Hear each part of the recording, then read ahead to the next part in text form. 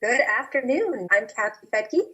I am the co-founder and co-CEO of Real Wealth Network, and I'm excited to present to you the basics of real estate investing because personally, I get excited every time I really look at the fundamentals of this investment.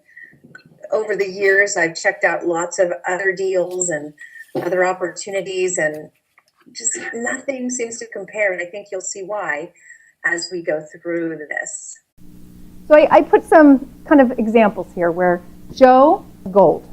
I know we have a lot of conservative people in the room who maybe think gold is a good safe bet, and you know, if inflation goes crazy, and it would be nice to have a little bucket of gold, no question about it. I've been told about 10% of your net worth in silver or gold is a great way to hedge against inflation.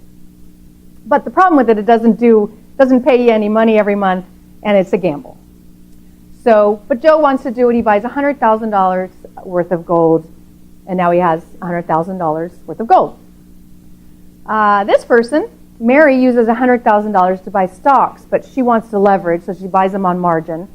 So she gets $200,000 worth of stocks, and she's happy, and she thinks she's smarter than Joe. So then we've got Pat, who uses $100,000, but he wants to leverage even more and puts 20% down to buy property. Now he's got a $500,000 value. So, you know, it looks like Pat might be the smart one, but we don't know yet. It depends on the market cycle and where he bought, right? So let's assume he just bought steady cash flow property that's not going up or down, just predictable. So 15 years later, assuming a 5% annual growth, this is very much an assumption, just for comparison. There's no way every year could just be 5%. Although from 1964 until I think it was 2006, it was an average of 6%. So assuming in real estate, so assuming 5% growth, Joe's gold is worth $207,000. Doubled his money, he's happy. Made $107,000 profit, and he's feeling good about himself. Now, Mary's stock is worth $415,000 in 15 years. She has to pay back the $100,000 margin and $100,000 in capital. She made a $215,000 profit and is very happy. And again, these are averages. There's fees and stuff like that I'm not adding.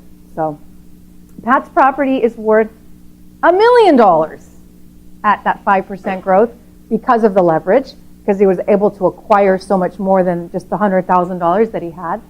Got a $400,000 loan before that was paid down to $200,000 in that time frame, and made a $700,000 profit. So, and it gets better. So the properties were rented in that time frame, so that profit was not including rental income. That was just strictly inflation. Strictly inflation. So the income that came in after expenses is about 10% of the $100,000. So it was an additional $150,000 in that 15 years.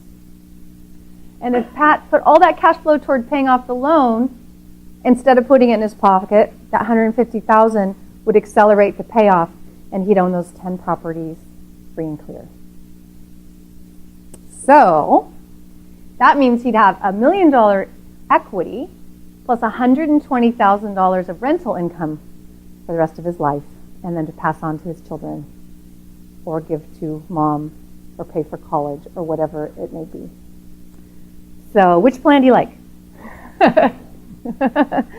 Yeah, you know, we're not really taught a lot of this sort of just safe, conservative investing, because, you know, when you live in California, we want to gamble. You know, it's like you can make a lot of money in real estate if you time it right and so forth.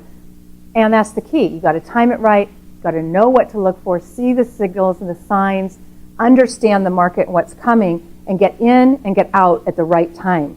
So it's kind of like day trading. Like, of course you can make a lot of money, but if you don't time it right, you'll lose a lot of money.